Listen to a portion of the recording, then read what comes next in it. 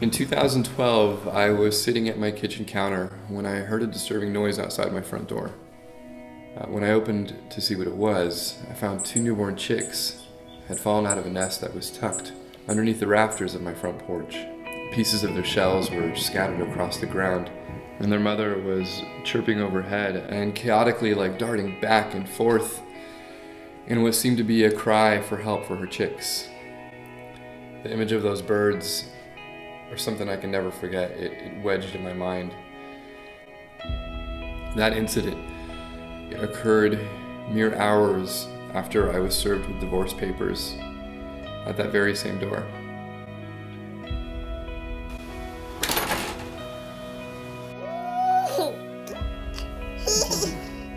She's touching you. I had two young daughters, and the correlation of that moment provoked a deep fear and a profound sorrow for me. I couldn't shake it. I became consumed by what would happen to them and to my family, and my whole life was beginning to fall apart. My family, my home, my studio, everything was lost in a matter of months. The next year would be a constant struggle.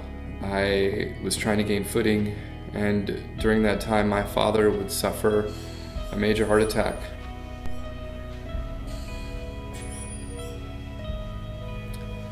I found myself acting as a caretaker to my father and to my girls. My father would slowly weaken and eventually die from heart failure in the following year. I look back at those years now, and the 3 years spanning my divorce through my father's death, they changed everything, including my work.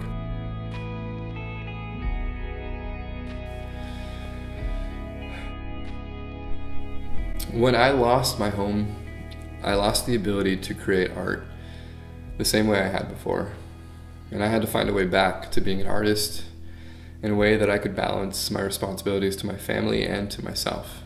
I wasn't able to work large anymore, so when I discovered printmaking, it introduced to me a sort of mark making that reminded me of what I enjoyed when I worked on my larger scale paintings and drawings. What began in 2012 would culminate into a 6-year journey.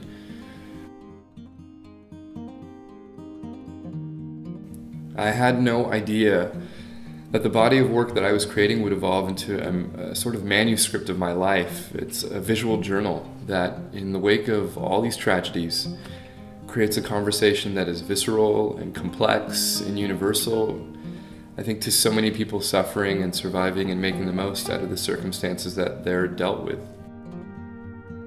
During my time as a student, my mentors were heavily sourced from books. I relished in the great masters. Artists like Rembrandt, Dürer, Goya, and Katie Kollwitz. They became my inspiration. What I didn't understand at the time is that the imagery that I was looking at in those very books were actually images of people that were creating prints.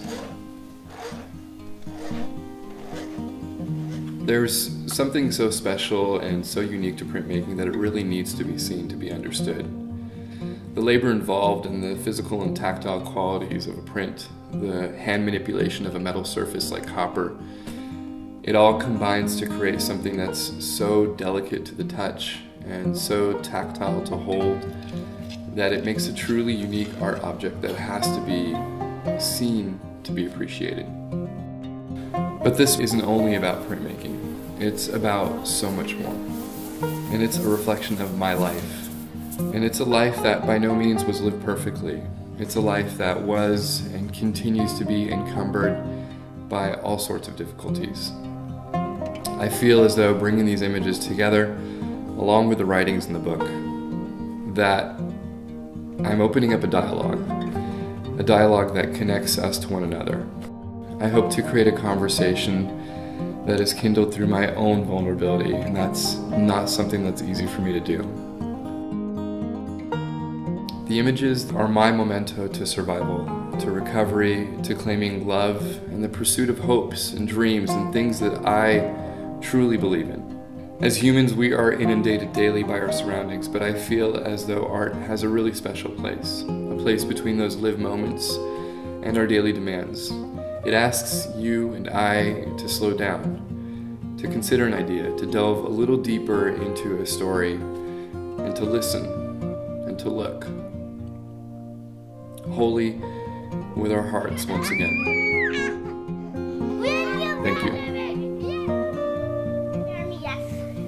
Will you marry me? How about just a big... Oh, yeah.